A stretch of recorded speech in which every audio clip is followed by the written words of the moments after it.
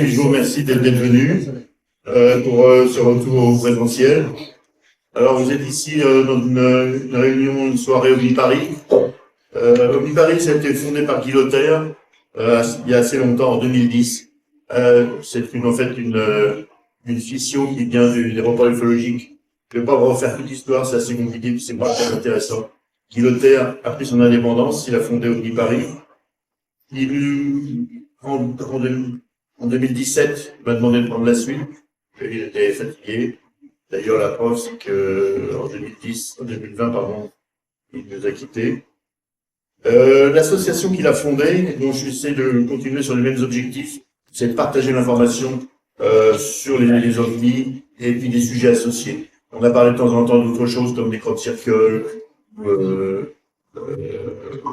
une mutilation animale et des choses comme ça. Mais vraiment, le sujet principal, c'est les ovnis.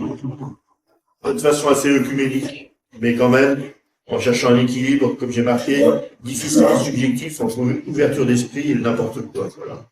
D'ailleurs, on essaie de mettre de côté les sectes et de l'autre côté des gens qui sont beaucoup trop sceptiques. Moi, j'ai rien contre les sceptiques quand ils sont constructifs, quand ils permettent d'épurer la casuistique, comme on dit, c'est-à-dire de faire vraiment... excusez-moi, oui. Ah, voilà. Oui, parce que j'ai un peu la voix grave, mais quand même avec un micro, c'est mieux. Alors donc voilà, on organise des conférences tous les mois. Jusqu'ici, depuis le confinement, ça a essentiellement été des conférences par Zoom, sur le web. Et puis ensuite, toutes ces conférences sont filmées, ce qu'on est en train de faire. Et puis on les met sur YouTube. Elles sont mises à dispo. Donc on a aussi un site web qui nous permet de pointer sur ces conférences, et bien un site Facebook pour les nouvelles, pas forcément des nouvelles sur l'activité d'Omniparis, mais aussi des nouvelles générales sur l'ufologie, des choses qui retiennent mon attention. Alors retour du présentiel, bah oui, ça a été demandé par de nombreuses personnes. Moi j'ai reporté pas mal de temps parce que évidemment les méthodes informatiques ont l'avantage d'une très grande simplicité. On va voir. Le mois prochain, on refera un essai, et puis on verra si on continue en présentiel. C'est bien, ça permet aux gens de se rencontrer. Encore faut-il quand même qu'il y ait un peu de monde. On verra bien. Mais vous avez bien vu, j'ai pas besoin de vous le préciser, qu'il y a des livres à la vente ici, qui sont essentiellement, il y a le sceau, il y a aussi, je sais que notre conférencier Yann en a mis quelques-uns, et puis il y a aussi des livres du zéro. Alors, les livres, oui? D'accord. Excuse-moi. Je reprenne le métier. Les livres du sceau, c'est des livres que nous récupérons. Vous savez que le sceau, c'est une association dont le but, c'est la sauvegarde et l'archivage des documents ufologiques. Essentiellement, on va voir des ufologues, on leur demande qui ont travaillé pendant longtemps dans l'ufologie, et on se débrouille pour qu'ils puissent nous léguer leur travail, que ça soit perdu. Et ce qui compte vraiment, c'est les documents tels que les dossiers d'études. Mais on récupère aussi en même temps des livres et tous les doubles de ces livres. Alors que le 8e, on les met dans voilà. On en garde Gilles Durand, qui est le secrétaire du Sceau, vient de nous expliquer comment on fait. Et ça nous permet de financer le Sceau, dont je fais partie aussi, bien sûr. La semaine dernière, on a sauvegardé les archives d'un chercheur qui est quelqu'un que certains connaissent ici, qui s'appelait Jean-François Gilles, qui est décédé au mois de septembre. Et on a donc sauvegardé... Exactement, 3 personnes ici. Donc Philippe, moi-même, et moi, et puis Xavier. Qui est là, voilà, les minuscules dont je voyais. Ça, c'est une grande passe vengeance. Vous l'avez deviné. Et voilà, donc on est descendu encore en Provence et on a ramené un camion Complet, plein de documents. Maintenant, il va falloir les trier. Ça va être autre chose. Bon, voilà. Donc, le sujet du jour. Donc, c'est la question des ovnis. Je reprends le titre du livre de Yann Alexander, la question des ovnis en Afrique centrale, mais au-delà aussi, dans toute l'Afrique. Omniparis s'était déjà frotté un petit peu avec cette idée de regarder ce qui se passe au niveau des ovnis en Afrique. On a été fait venir en juin 2015. Enfin, c'était pas moi, c'était mon prédécesseur dont je vous ai parlé, Guy Lothaire, J'ai fait venir une dame qui s'appelle Johanna Di Lolo.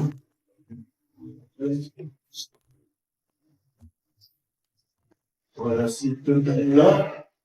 Et elle nous avait fait un exposé que je dirais plutôt artistique. Là. Elle, c'était une cinéaste. Elle vient de Côte d'Ivoire. Elle vient de Côte d'Ivoire. Elle a étudié le cinéma et à partir de là, elle a décidé de, comme ce sujet la passionnait, le sujet qui la passionnait le plus, c'était les abductions d'ailleurs, de faire un petit film sur une expérience d'abduction. Imaginaire, mais qui reprend des données réelles. Voilà. Ce soir, mais c'est pas une ufologue. Ce soir, nous avons Jean Alexander qui vient s'en défendre. À mon avis, elle fait œuvre d'ufologue.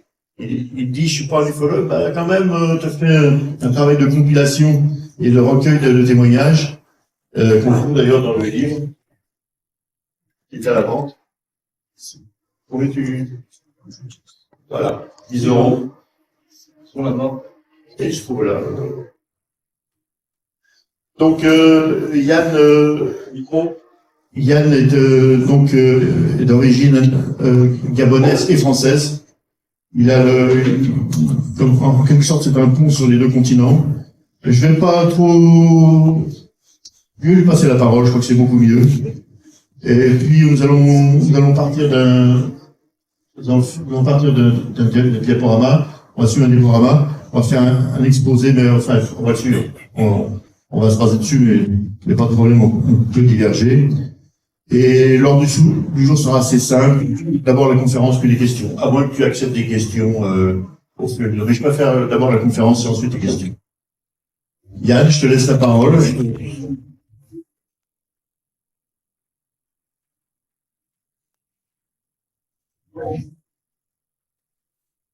Merci encore d'être venu.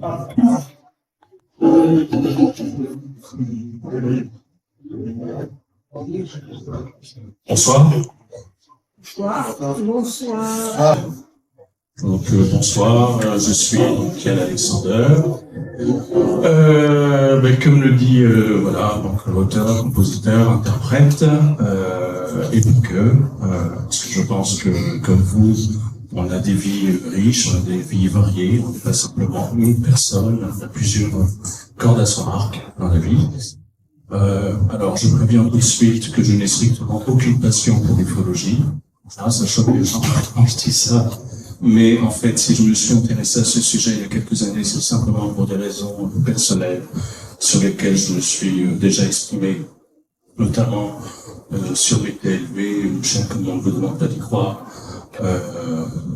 Je pense que même parmi vous, il y a peut-être des gens aussi qui ont été confrontés à la question OVNI à titre personnel, OVNI et plus, et à ce moment-là, il a fallu que peu à peu, comme il n'y avait pas grand-chose qui était dite à l'époque dans les médias généraux ou même des médias sur Internet, il a fallu que je m'intéresse à ce sujet pour tout simplement ne pas perdre pied. Donc, c'était ça, à l'époque, c'était vraiment pour sauver ma peau mentalement.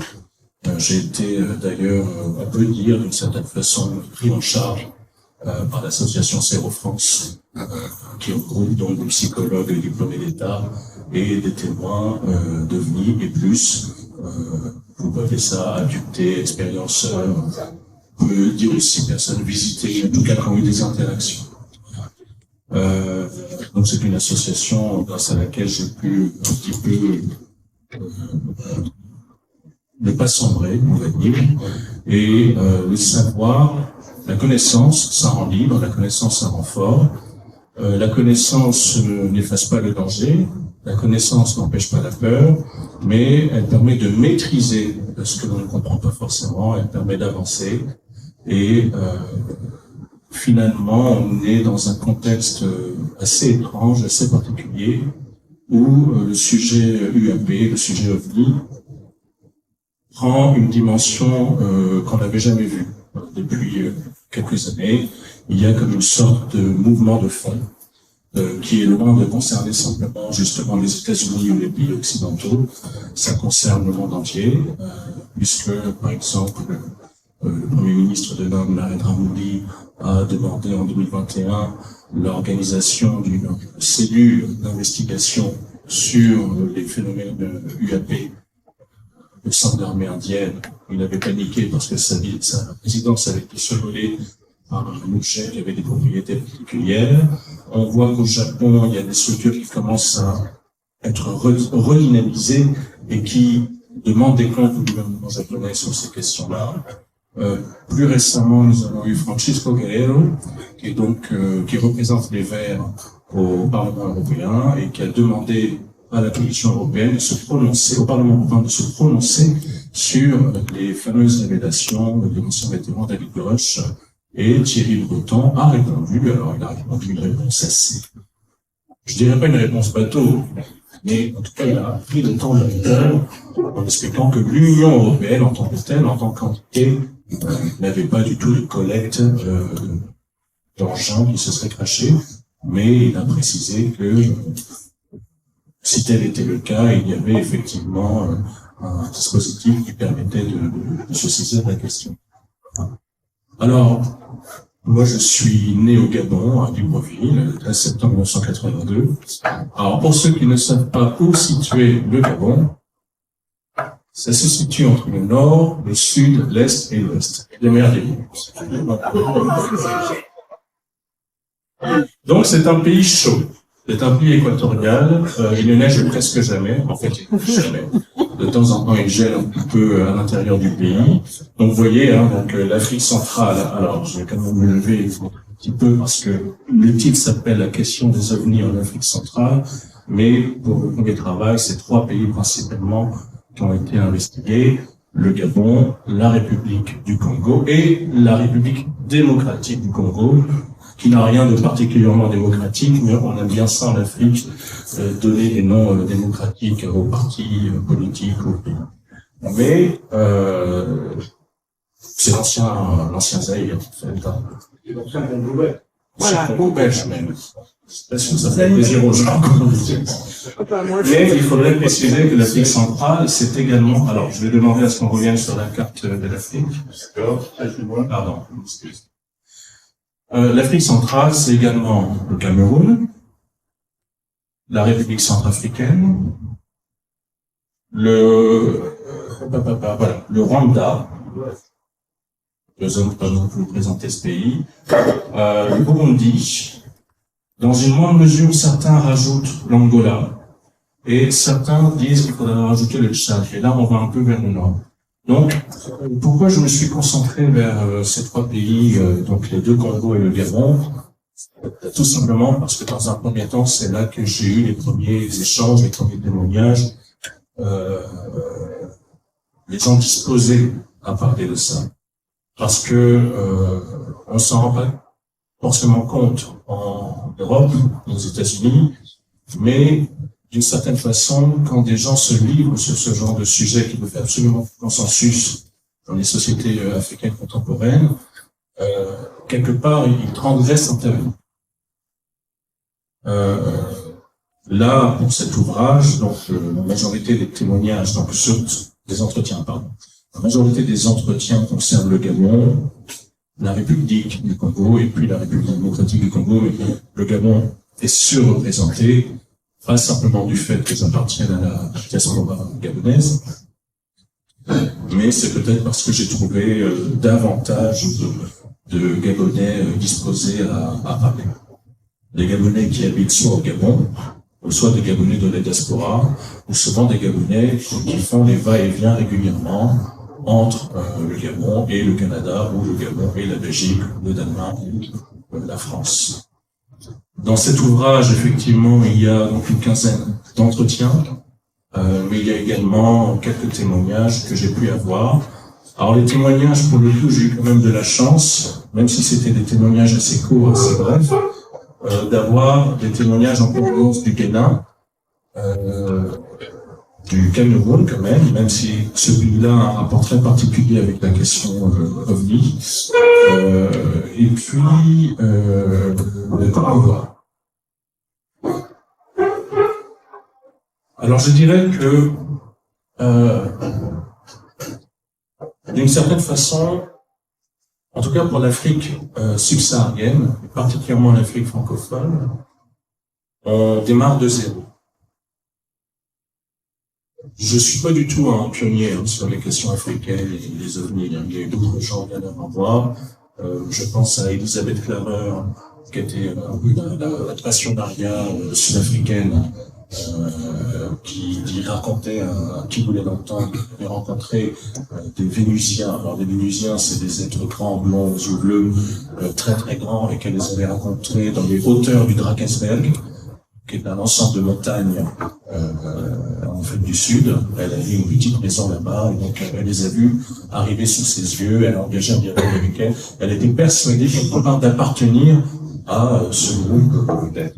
Donc c'était une personne très excentrique, mais il faut reconnaître que elle a quand même fait le travail, ce qui était de recueillir les témoignages des gens.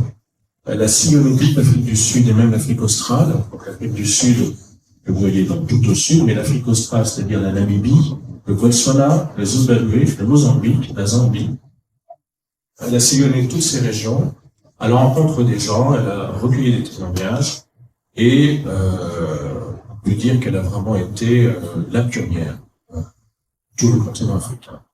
Ensuite, il y a eu dans le sillage de Cynthia Hind, qui était sud-africaine, qui a vécu entre l'Afrique du Sud et l'ancienne Rhodésie, donc qui est le Zimbabwe actuellement, et elle a partagé son temps dans ces deux pays, et c'est à elle notamment qu'on doit d'avoir fait une enquête de fond sur le cas des enfants qui avaient été confrontés à des aliens à l'école d'Harare au Zimbabwe en 1994. Donc c'est vraiment elle a été très contestée évidemment par toute une frange sceptique, qui est encore d'ailleurs, mais enfin elle est décédée maintenant, elle est décédée je crois en 2000 ou 2001, et c'est elle qui a cofondé une revue qui s'appelle UFO Afro News, qui est disponible maintenant dans les références sur internet en accès libre. Tapez UFO Afro News et vous pouvez trouver un ensemble de numéros qui je pense va de la fin des années 70 jusqu'en 2000. Pareil, ici, les témoignages se concentrent essentiellement sur l'Afrique australe. On va revenir à la surreprésentation de l'Afrique australe et particulièrement de l'Afrique du Sud sur ces questions-là tout à l'heure. Alors après, il y a eu Gérard Lebas, qui lui a fait un gros travail sur les ovnis au Maroc, et un peu en Afrique du Nord, mais surtout sur le Maroc. Il a pondu vraiment une masse de témoignages, de données, et qui est disponible en accès libre, en PDF, sur Internet. Pour finir, je dirais qu'il y a 2-3 ans, nous avons un enseignant de mathématiques, je crois que c'est là-dessus. En tout cas, un enseignant qui a fait un travail sur les ovnis dans l'océan Indien et qui a fait une sorte de compilation des témoignages dans l'histoire. Et d'ailleurs, je crois qu'il a été le premier, l'un des premiers, à faire une thèse sur l'histoire de la perception des ovnis en France. Donc, c'est Emmanuel Pirotte, et qui a fait une conférence, d'ailleurs, je crois, au Paris en 2022, sur ce sujet. Ce qui se passe actuellement, c'est qu'effectivement, de plus en plus de gens dans le monde entier commencent à vouloir comprendre ce sujet, se l'approprier, veulent des réponses, non pas toujours pour le moment, on commence à avoir des faisceaux de réponses. Ça a été assez compliqué de préparer cet ouvrage qui n'était pas du tout prévu. Il est né d'une discussion avec une collègue, une chanteuse gabonaise, Titan Zebi. C'était donc l'été 2022 et elle savait mon implication donc, dans une association et nous avons abordé cette question parce que c'est quelque chose qui la questionnait. Et à ce moment-là, elle m'a demandé si, après tout, est-ce que ce que l'on appelait fantôme au Gabon ne pouvait pas être assimilé à extraterrestre en Occident? Et en fait, il faut effectivement s'entendre sur les mots qu'on utilise. Quand différentes personnes, aussi bien Jacques Vallée, David Grush, plus récemment Bernard Castrup, emploient le mot de conscience exogène ou d'intelligence non humaine, de préférence au mot extraterrestre, c'est parce qu'ils ont conscience que les choses sont peut-être plus complexes que simplement une bande extraterrestre qui viendrait de telle planète, on ne sait où. c'est assez compliqué. Alors, chaque société a sa grille culturelle, effectivement.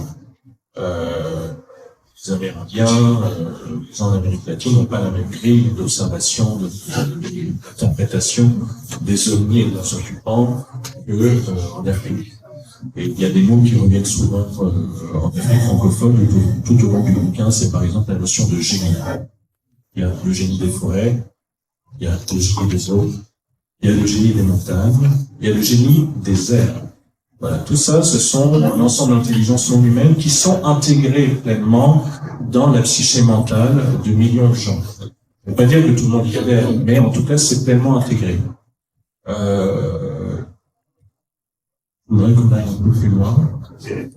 Donc, un instant, on va revenir sur la carte du Gabon. Donc, on va commencer par le Gabon, puisque c'est le premier pays qui est abordé dans l'ouvrage. Donc, vous voyez, c'est un pays qui fait la moitié de la France, hein.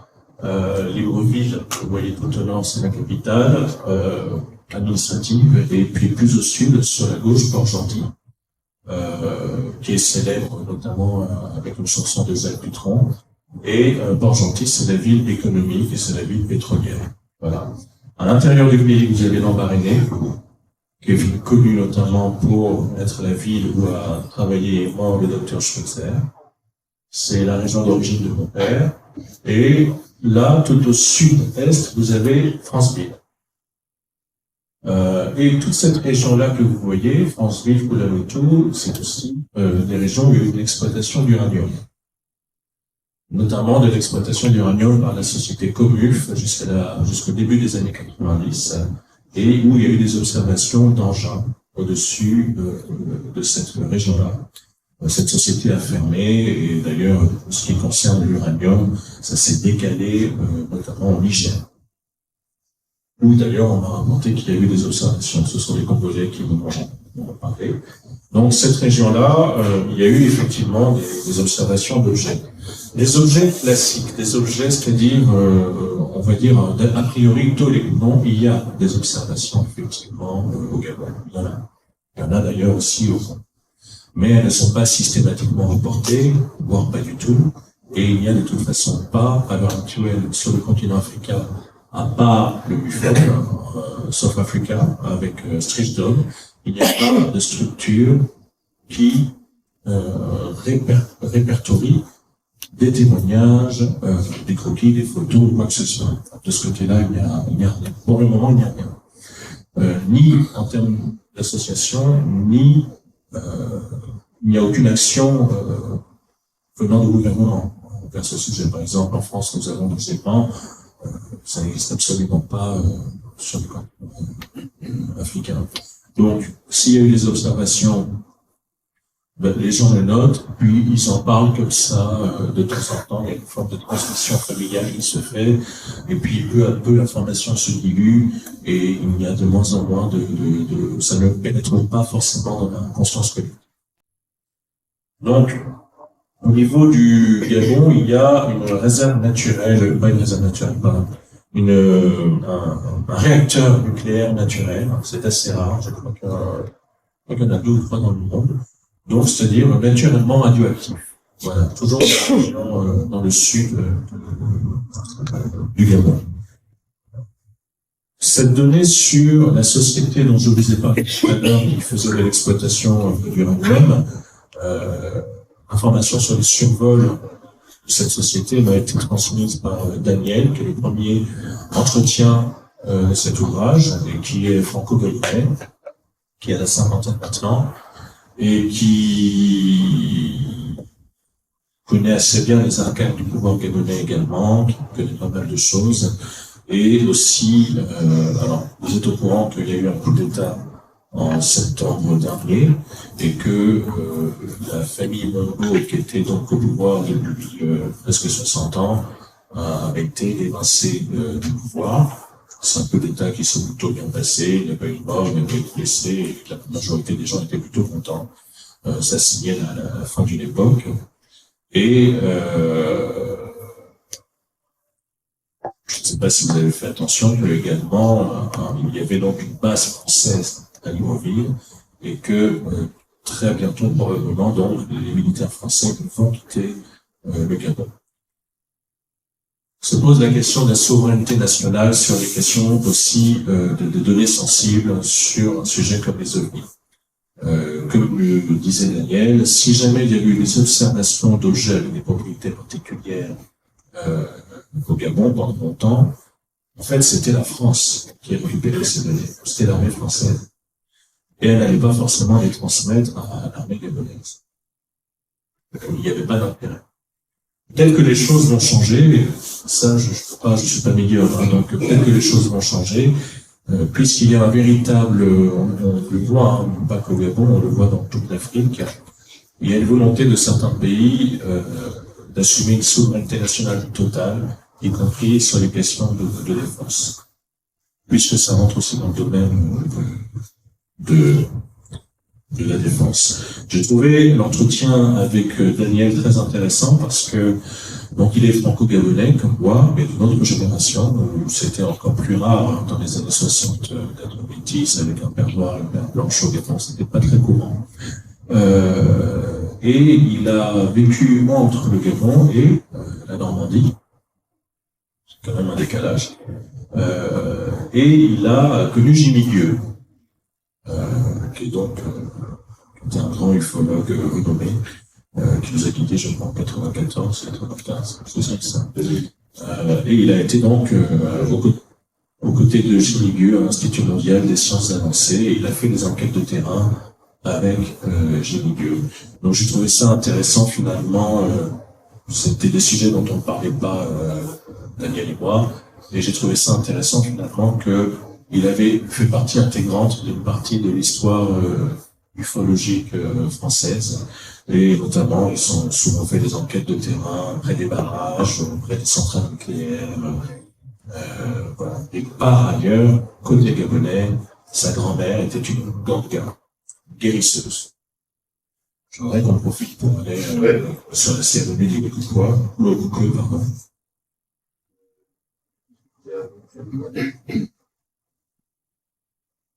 Voilà. Alors là, ce que vous voyez, donc, on peut même aller plus loin. On va déjà laisser les gens observer ceci. Voilà. Non, donc bien sûr. Voilà. Donc vous voyez, Lokukwe, c'est à la fois une cérémonie et une personne qui s'habille d'une façon particulière et qui est censé être un intercesseur entre le visible et l'invisible, le non visible. C'est lui qui va invoquer aussi les génies, qui va invoquer tout un tas d'esprits. Il faut savoir que même si les religions, l'islam, le christianisme et l'islam sont bien implantés au Gabon, il reste une part d'animisme, et quand c'est comme ça, on parle donc de syncrétisme. C'est-à-dire que les gens intègrent des pensées animistes, les mélangent, plutôt que plaquer, les mélangent à la religion chrétienne, protestante, catholique ou à l'islam. Donc, ça n'empêche pas des personnes de rite catholique d'assister à ces cérémonies qui ont une fonction aussi rituelle tout au long de l'année pour les sociétés. Il y a des cérémonies de circoncision, tout un ensemble de cérémonies, et on ne perd jamais le fil avec le non visible. Voilà. On peut aller plus loin. Encore plus loin. Je reviendrai sur la séquence. Ça, voilà, vous avez quand même un aperçu de Port-Gentil, donc qui est la ville dont je vous ai parlé tout à l'heure, qui est la ville des Trois Guerres. Et ça, c'est Libreville, donc une ville au bord de l'Atlantique. Moderne. Plutôt moderne, en mettant les photos d'une ville la nuit, c'est toujours beau. Ça, donc, l'une des grandes richesses du Gabon pendant très longtemps, bon, ça va encore un peu, mais dans une mesure, c'est le pétrole. Donc, je crois que vous avez souvent entendu parler de la France-Afrique. Le Gabon est vraiment le phare avant de la France-Afrique. C'est aussi un pays qui est composé à 80% de forêts. Les forêts, en partie protégées, sont des réserves naturelles mondiales. Voilà, donc je vous laisse voir à un moment donné la grandeur des forêts gabonaises. Alors, juste les 3 éléphants qui sont en bas, sont des éléphants des forêts. Donc en fait, c'est quand même des éléphants qui sont plus petits que les éléphants des savanes. Donc c'est pas forcément que la forêt est démesurée par rapport aux éléphants, même si en soi, on n'aimerait pas s'y perdre. Un détail quand même sur ces forêts, un détail sur ces forêts d'ailleurs, qui sont source de fantasmes, d'imagination. Le plus gros danger dans une forêt comme ça, c'est de se perdre et donc de ne plus trouver son chemin et d'être désorienté, déshydraté. L'autre gros danger, c'est d'avoir une branche morte qui tombe sur vous. Voilà, c'est pas forcément qu'un animal sauvage vous attaque, autre chose. Ce sont des forêts très difficiles d'accès. Pendant longtemps, je ne sais pas si ça a changé maintenant, mais quand j'étais plus jeune, puisque j'ai vécu au Gabon jusqu'à l'âge de 18 ans, à 4 ans au Canada, dans une petite enfance, mais c'était une région où quand un avion se crachait à l'intérieur d'une forêt, et ben l'ordre c'était de ne pas récupérer l'avion. Parce que c'est encore plus dangereux pour les secouristes décider d'aller chercher et revenir. Donc, tant pis. Et pour les victimes et espérer, de temps en temps, on a eu des gens qui ont survécu à des crashs d'avion et qui se sont guidés le long des rivières, pu trouver un village et survivre. Et puis on a aussi des gens qui ont dit que des génies, des esprits les avaient aidés. On a aussi ce genre de... Voilà, on peut continuer. Donc, la cérémonie au Pongwe, chez les Pongwe. Alors, les Pongwe, il y a une quarantaine d'ethnies au Gabon, ce qui évite éventuellement de se faire la guerre. La langue majoritaire est le français, et les Pongwe, c'est on va dire un sous-groupe de l'ethnie Miéné. Donc, mon père est Miéné, et les Pongwe, c'est un peu... Quand j'étais plus jeune, il y avait la caricature, c'était les Miénés des villes et les Miénés des champs. Voilà. Donc, les Pongwe, ce sont des Miénés de Libreville et de Port-Gentil. Mais il faut savoir que la majorité écrasante des ethnies, on leur rit dans nos cérémonies, on leur masque également, on leur danse. Voilà. Il n'y a pas de différence fondamentale. On peut continuer. Alors juste parce qu'on en a parlé à un moment donné, mais je ne pense pas qu'il y ait un rapport direct avec le sujet, c'est la déesse Mamiwata. Alors la déesse Mamiwata, vous la retrouvez tout le long de l'Afrique, du continent africain, et puis un petit peu dans les Caraïbes et au nord du Brésil. Donc c'est une sorte de sirène. Mais quand j'évoquais la question des ovnis avec des Gabonais, alors d'abord, la plupart du temps, il faut savoir que quand on dit ovni, ils savent pas forcément de quoi il s'agit. Alors je vous laisse imaginer avec le mot UAP, c'est même pas la peine. Par contre, si vous dites soucoupe volante ou extraterrestre, là tout d'un coup, ils réagissent. Et ce qui revenait souvent quand je parlais de créatures extraterrestres humanoïdes, c'était, alors là il n'y a pas de croquis parce qu'il n'y a pas de croquis fiable pour désigner cette tête, mais c'est ici. ISSIK, qui est une sorte de petit gnome aux cheveux longs, qui possède un peigne. Alors, il n'est pas forcément observé à proximité d'une lumière, mais parfois il arrive tout d'un coup, il y a une lumière, une sorte de feu follet qui arrive, et il sort de cette lumière. Alors, quand j'avais ce genre de témoignage, j'étais assez stupéfait, parce qu'il y a une très très grande proximité avec des témoignages que l'on retrouve par exemple en Finlande dans les années 70 avec le fameux gnome qui a une sorte on ne sait pas si c'est un peigne, quelque chose qui peut immobiliser la personne, parce que le peigne en question peut immobiliser la personne. Donc c'est assez intéressant et qui est observé sur les plages, aux abords des villages ou même en pleine rue, comme c'était le cas pour un des intervenants Lionel, qui lui a eu l'occasion d'observer un Iseki en plein dans Libreville. Libreville est quand même une ville relativement éclairée, mais il a quand même observé cet être. Je dirais que c'est cet être-là qui a été observé le plus de fois, en tout cas c'est celui qui revient le plus souvent quand on parle d'extraterrestres. Alors il faut faire attention maintenant à l'emploi de ces mots-là. Est-ce qu'il y a un rapport direct avec des soucoupes volantes? les gens vous répondent en fonction de leur grille culturelle, en fait. Donc, c'est très compliqué de faire un travail comme ça. Mais peu à peu, comme je vous l'ai dit tout à l'heure, il y a une sorte d'harmonisation des savoirs dans le monde entier, et on commence à faire des regroupements. On peut établir des regroupements. On peut voir que du Gabon à la Finlande, il y a souvent des aigles qui sont observés, des fois pendant une certaine période et plus du tout pendant toute une période. Par exemple, Isiki était souvent observé dans les années 90, début 2000, et récemment, il n'y a pas vraiment de témoignages plus récents. Il y a des vagues comme ça, comme il y a des vagues d'observation d'OVNI à un moment, et puis tout ça se tasse. Isiki a d'ailleurs une sorte d'équivalent au Congo, en République démocratique du Congo, qui s'appelle Eloko, qui pour le coup est un peu plus monstrueux, qui est un peu plus massif, et qui est capable de dévorer des hommes. Alors là, c'est la République du Congo. Donc,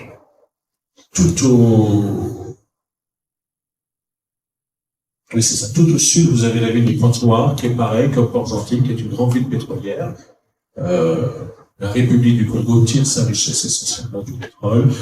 La République du Congo et le Gabon se ressemblent énormément sur bien des aspects, et c'est un pays majoritairement francophone.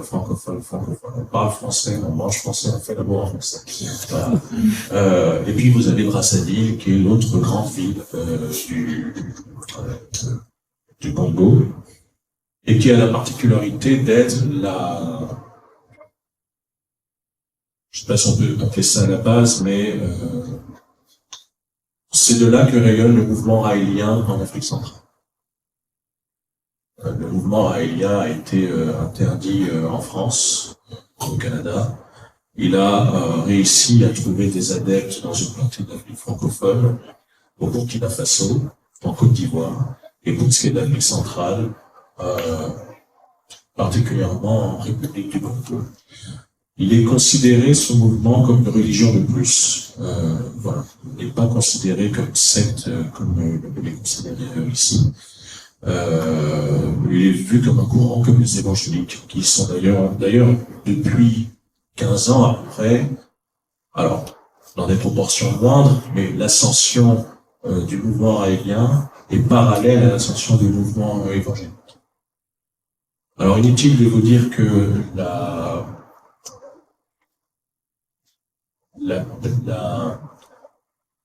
mentalité raélienne propose une imagerie autour des extraterrestres, mais ne serait pas forcément empathique avec quelqu'un qui verrait un ovni ou qui verrait un alien.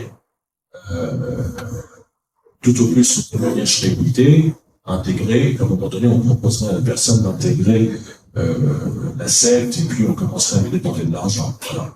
C'est en ce sens, ça rejoint ce que je vous ai dit tout à l'heure, il n'y a pas vraiment de structure fiable avec qui un témoin pourrait se tourner.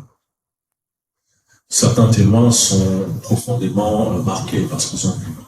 Vous avez vu rapidement une image d'un meuf tout à l'heure, Lionel, lui, revenait de la banque et il marchait dans les rues de Libreville, et il a été confronté en pleine nuit à un œuf avec des pattes qui courait dans la rue. Au-delà du côté un peu absurde des choses, si je vous dis un œuf avec des pattes qui court dans la rue, mais lui, il a été confronté à ça et il n'avait pas envie de rigoler. C'est quelque chose qui l'a marqué pendant plusieurs semaines, et même quand nous en avons parlé au téléphone, c'est le simple fait d'en parler, de me remémorer ce souvenir, j'en ai des frissons. Donc il y a des gens qui sont confrontés, c'est une extrême minorité, il y a des gens qui sont confrontés à des intelligences non humaines de ce type-là. Mais c'est pas que moi qui pense, que de la même manière qu'il y a eu des attaques à Colares au nord du Brésil, ou d'autres parties de l'Amérique latine, c'est extrêmement ciblé, ça touche vraiment des individus à un point que ça ne peut pas remettre en cause le socle social. Ça ne peut pas remettre en cause une société. Pour le moment. Si ça venait à concerner des milliers de gens constamment, là, ce serait notre histoire. Mais pour le moment, ça touche des personnes. Et ces personnes, eh bien, la communauté est libre de les croire ou de ne pas les croire. Je vous ai parlé de Raël tout à l'heure. Il y a aussi une autre problématique. Il y a eu pas mal d'histoires en République du Congo et en République démocratique du Congo des enfants sorciers. Et les enfants sorciers, en fait, ils sont pas forcément sorciers, en fait, ils ne sont pas du tout sorciers même, mais c'est le prétexte que l'on trouve pour chasser un enfant d'une famille. On dit qu'il est possédé, qu'il est le serviteur du diable. Et comme me disait donc l'un des intervenants, Bertrand, effectivement, si vous voyez un ovni, ou plus, mieux vaut pas le dire. Parce que vous risqueriez de passer pour quelqu'un de mystique. Le mysticisme est réservé à un guérisseur, à un chaman local, mais tout le temps n'est pas censé être mystique. Et ça va peut-être se retourner contre vous. Ça peut créer des problèmes. Donc, en général, vous vous taisez. Vous voyez l'étoile filante, vous le gardez pour vous. Vous voyez un ovni, vous le gardez pour vous. Et c'est là le côté intéressant de la façon dont les sociétés se protègent, que ce soit en Occident, que ce soit en Afrique. En France, pendant longtemps, c'était un sujet extrêmement stigmatisant d'aborder des ovnis sur la Terre. Mais les choses changent peu à peu, dans des conditions assez odieuses, mais elles changent. Il est de plus en plus difficile de rigoler de ce sujet-là. Mais pourquoi il y avait un stigma? C'était parce qu'il y avait ce fameux pseudo-cartésianisme. Parce que je pense que c'est un cartésianisme dévoyé, c'est pas le véritable cartésianisme. Mais il y avait une sorte de pseudo-cartésianisme qui consistait à décider que certains sujets étaient interdits. Et puis d'autres sujets avaient droit de citer sur la place publique, et que le sujet des ovnis était un sujet irrationnel et qu'il n'y avait pas lieu de parler. Au Gabon, le Congo, c'est pas du tout ça. C'est-à-dire qu'effectivement, peut-être dans des universités, avec des élites qui ont été formées par un état d'esprit français, européen, cartésien, il y a peut-être des gens qui pensent la même chose. Mais la majorité des gens est tout à fait disposée à penser qu'il y a des génies, des aliens, des esprits qui peuvent se matérialiser. Mais simplement, il ne faut pas en parler parce que ça porte la poisse. Parce que ça remet en cause le pouvoir du chef de famille, ça remet en cause le pouvoir du chef de village, ça remet en cause potentiellement la structure sociale. Donc on n'en parle pas. Et seule une minorité de gens peuvent en parler. Donc, quand des gens vous disent en France, aux États-Unis, oui, les méchants gouvernements nous mentent sur ce sujet, etc., etc., c'est pas aussi simple. D'abord, on a des gouvernements qu'on mérite, mais au-delà de ça, c'est que les sociétés humaines activent un mécanisme de protection. Et donc, qui varie selon la culture, l'histoire humaine. Donc là, ce sont encore des images de la forêt, des forêts du bassin du Congo, en fait. Hein. Donc c'est vraiment immense. C'est une région qui est souvent, comment on peut dire ça, elle souffre moins de la déforestation que l'Amazonie, mais il y a quand même des tentatives par des multinationales et avec l'accord des pays, des tentatives d'atteinte, de défrichement et tout, exactement. Ça donne un aperçu, à savoir que c'est dans ces régions-là qu'il y a un peuple qui précède les Bantous, l'histoire du peuplement sur le continent africain, ce sont les Pygmées. Et les Pygmées, donc, n'appartiennent pas au peuple Bantou. Les Bantous sont arrivés après, donc les Bantous, ce sont les Africains d'Amérique subsaharienne, plutôt grand. Les Bantous, c'est un tout petit peuple. Et pendant les Pygmées, c'est un tout petit peuple qui a une connexion totale avec la forêt, qui a une osmose totale avec la forêt. Et on dit souvent que c'est quelque chose qui m'a été raconté plusieurs fois, que si vous avez la confiance des Pygmées, ils sont susceptibles de vous montrer certaines choses de la même manière que certains Amérindiens sont susceptibles de vous montrer certaines choses, notamment des lumières, un comportement particulier qui peut entrer en interaction avec votre psyché, avec votre mental. Alors, la République démocratique du Congo. On ne peut pas penser l'Afrique sans le Congo. Le Congo peut se passer de l'Afrique, en tout cas peut-être à l'inverse, parce que c'est vraiment un pays immense, dont on ne sait pas trop s'il a 80 millions d'habitants ou 100 millions d'habitants. C'est pour vous dire, vraiment en termes de peuplement, c'est l'un des pays les plus petits du monde, c'est l'un des pays les plus pauvres du monde aussi. C'est un pays qui a beaucoup souffert dans l'histoire contemporaine, des guerres incessantes, des conflits larvés, des très mauvaises relations avec le Rwanda, l'Est, et avec des inégalités de développement, évidemment, de façon générale, mais aussi selon les régions. Et donc, par exemple, la région du Katanga, tout au sud, avec Lubumbashi, qui est la ville, le chef-lieu de cette région-là.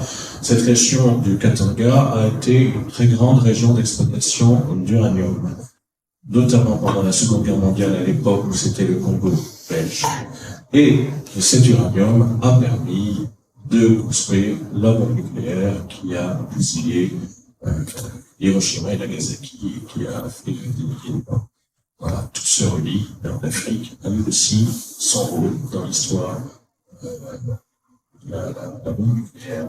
Et toute cette région, notamment un gisement près de Kolwezi, a été donc le terrain d'observation d'engins. Alors évidemment, en 1952, il y a un rapport de la CIA de 200 engins qui survolent un gisement, mais il est fort probable qu'il y ait eu d'autres observations tout au long et que ça n'a pas été forcément répertorié, surtout au moment des indépendances. Voilà. On en a une MUFON, nous en a communiqué qui s'appelle Salva. Tout à fait. C'est peut-être. Ça a été filmé, vous pouvez trouver ça là. Tout à fait. Oui, qui a été mis dans la playlist du Happy Afrique, j'y reviendrai. Et puis, il y a eu aussi cette hypothèse que c'était une forme de missile, de roquette russe, quelque chose comme ça. Donc, voilà, c'est une hypothèse. Donc, Kinshasa, hein, c'est la capitale immense. Pareil, une ville, c'est beau la nuit, mais c'est quand même une ville qui est inégalement développée et qui souffre de beaucoup de problèmes. Alors, le canyon Nekoni que vous avez vu tout à l'heure, ça c'est au Gabon. Donc, ce sont, là, vous voyez, donc, l'érosion, et en contrefond, vous avez des véritables écosystèmes, des forêts qui sont dans des ravins. Et toutes ces zones-là,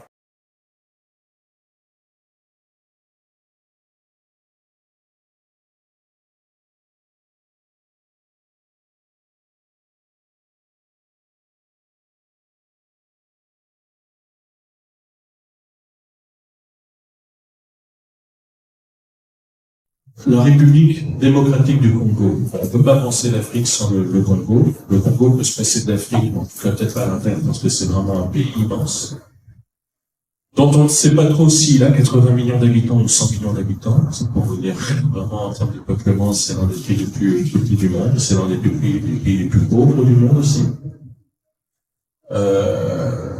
C'est un pays qui a beaucoup souffert dans l'histoire contemporaine, des guerres incessantes, des conflits larvés, des très mauvaises relations avec le Rwanda, l'Est, et avec des inégalités de développement, évidemment, de façon générale, mais aussi selon les régions. Et donc, par exemple, la région du Katanga, tout au sud, avec Lubumbashi, qui est la ville, le chef-lieu de cette région-là.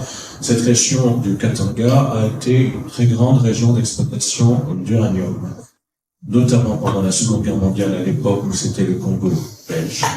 Et cet uranium a permis de construire la bombe nucléaire qui a bousillé Hiroshima et Nagasaki, qui a fait des milliers de morts. Voilà, tout se relie. L'Afrique a eu aussi son rôle dans l'histoire la bombe nucléaire. Et toute cette région, notamment un gisement près de Kolwezi, a été donc le terrain d'observation d'engins. Alors évidemment, en 1952, Il y a un rapport de la CIA de 2 engins qui survolent un gisement, mais il est fort probable qu'il y ait eu d'autres observations tout au long et que ça n'a pas été forcément répertorié, surtout au lendemain des indépendances. Voilà. On en a une MUFON nous en a communiqué une qui s'appelle Salva. Tout à fait. C'est auteur. Ça a été filmé, vous pouvez trouver ça là. Tout à fait. Oui, qui a été mis dans la playlist du UAP Afrique, j'y reviendrai. Et puis, il y a eu aussi cette hypothèse que c'était une forme de missile, de roquette russe, quelque chose comme ça. Voilà, c'est une hypothèse. Donc, Kinshasa, c'est la capitale immense. Pareil, une ville, c'est beau la nuit, mais c'est quand même une ville qui est inégalement développée et qui souffre de beaucoup de problèmes. Alors, le canyon méconnu que vous avez vu tout à l'heure, ça c'est au Gabon. Donc, ce sont, là, vous voyez, donc, l'érosion, et en contrefond, vous avez des véritables écosystèmes, c'est des petites forêts qui sont dans des ravins. Et toutes ces zones-là, là, pareil, dans les SCP, toutes ces zones-là, de temps en temps, des gens vous diront, oui, j'ai observé une lumière sur la zone, oui, cette lumière avait un comportement atypique, je n'ai pas compris, tout ça, absolument. Le Katanga dont je vous ai parlé, donc là, c'est un découpage de la carte du Katanga, un peu plus ciblé, voilà. Le fameux réacteur. Le réacteur nucléaire, voilà, d'Oklo au Gabon. Toutes ces zones-là, bon, c'est l'Afrique centrale, avec il n'y a pas de différence fondamentale entre les 3 pays. Ce sont les frontières qui créent des différences. Il n'y a pas de différence fondamentale. C'est les mineurs, en fait, l'ingénieur des mines, qui ont étudié un gisement d'uranium, qui sont attentifs, qui appauvris. Oui, le mot. Ah, et ce sont les ingénieurs des mines français qui ont exploité l'uranium au Gabon, qui se sont aperçus que le minerai était étrangement appauvri. Ce n'est pas normal. Et tout simplement qu'ils ont étudié en détail, ils se sont aperçus s'il était appauvri, c'est tout simplement qu'il avait fonctionné de façon naturelle comme un réacteur nucléaire. Ce qui est très rare. Hein. Je crois que c'est au Gabon et peut-être un autre endroit dans le monde, mais bon. Oui, non, et je crois que c'est Sylvain Matisse, qui est au Buffon maintenant et qui avait évoqué d'ailleurs ce réacteur nucléaire naturel. Alors, il n'y a pas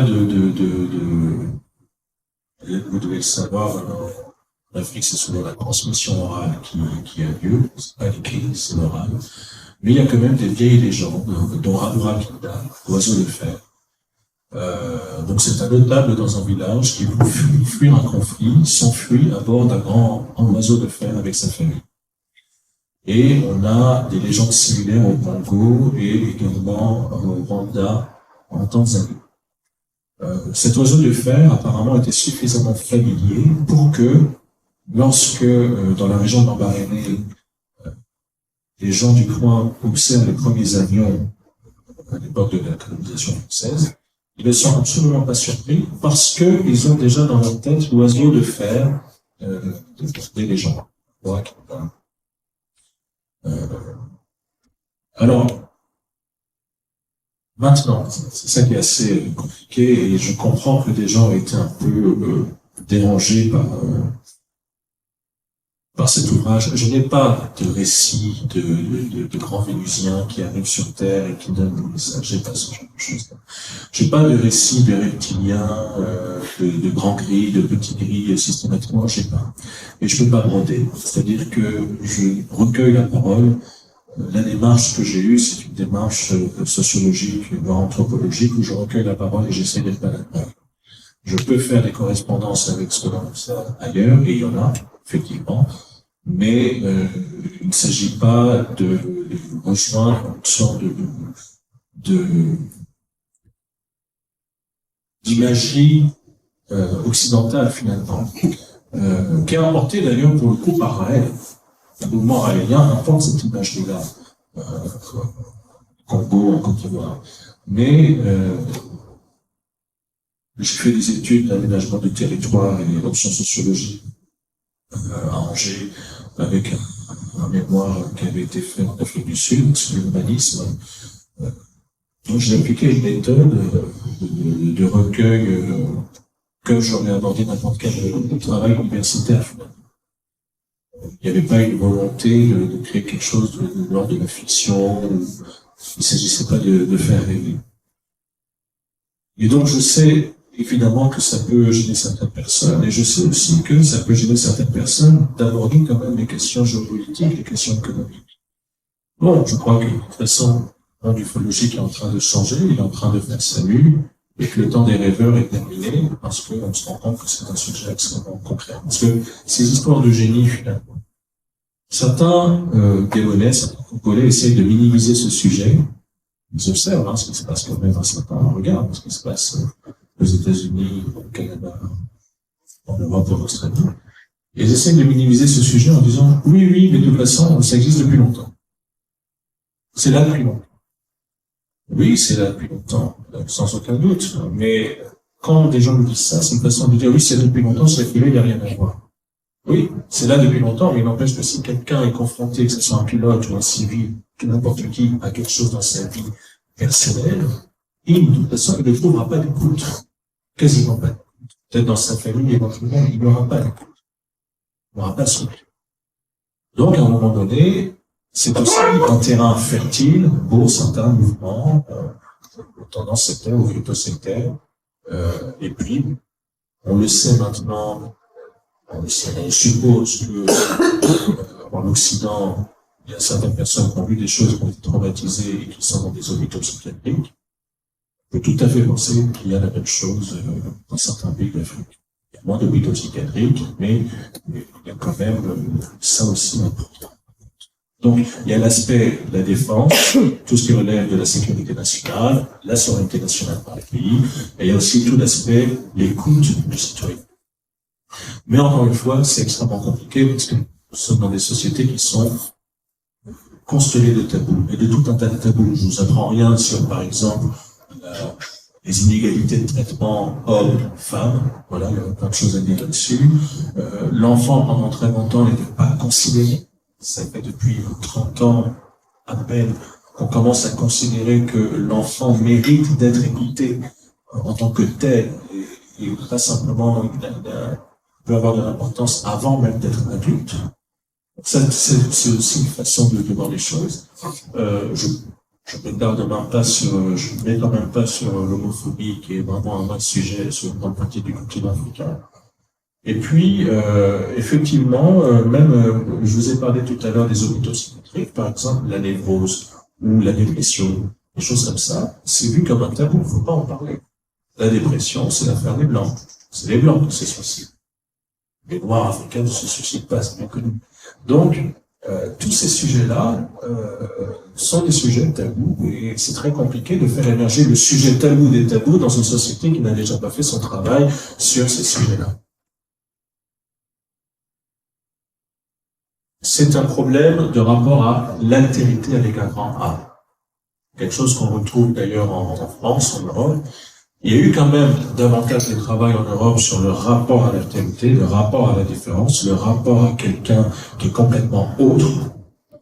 Ce quelqu'un, c'est pas forcément une intelligence alien, ça peut être tout simplement le chat du voisin, c'est-à-dire d'intégrer l'altérité de quelqu'un d'autre et d'arriver à l'intégrer dans son imaginaire, dans sa psyché mentale. Mais même en Europe, ce travail est compliqué. Il y a des grandes politiques de mise en place en Europe de l'Ouest, qui sont de vivre ensemble, des choses comme ça. On voit aussi sur le côté, par exemple, écologique, quand on parle de la sauvegarde des espèces, il y a quand même quelque chose d'assez paternaliste. L'espèce elle-même n'a rien demandé, les espèces n'ont rien demandé, ne s'intéressent pas forcément à ce qu'elles ressentent. Je pense que 3/4 des gens ne s'intéressent absolument pas à ce que ressent un ragondin, un castor ou un sanglier. C'est pas leur problème. Le problème, c'est la préservation des écosystèmes. Et là, c'est un peu la même chose avec la question des intelligences non humaines, avec ce tabou supplémentaire, cette violence même, de comprendre qu'on n'est pas au sommet de la chaîne. Ça, c'est une peur primale qui concerne aussi bien les Africains que les Européens, que les Asiatiques. Parce qu'on est tous pareils, il n'y a pas de distinction particulière là-dessus. Alors, cette photo de la centrale Koeberg, c'est dans la région du Cap, du Sud. Donc, c'est la seule centrale nucléaire active de tout le continent africain. Il y a en ce moment des signatures entre notamment la Russie et certains pays africains pour construire des centrales nucléaires. Mais le temps de mise en route d'une centrale nucléaire, ça prend beaucoup de temps. C'est l'affaire aussi bien maintenant, mais la centrale ne voit pas le jour avant 30 ans, 40 ans.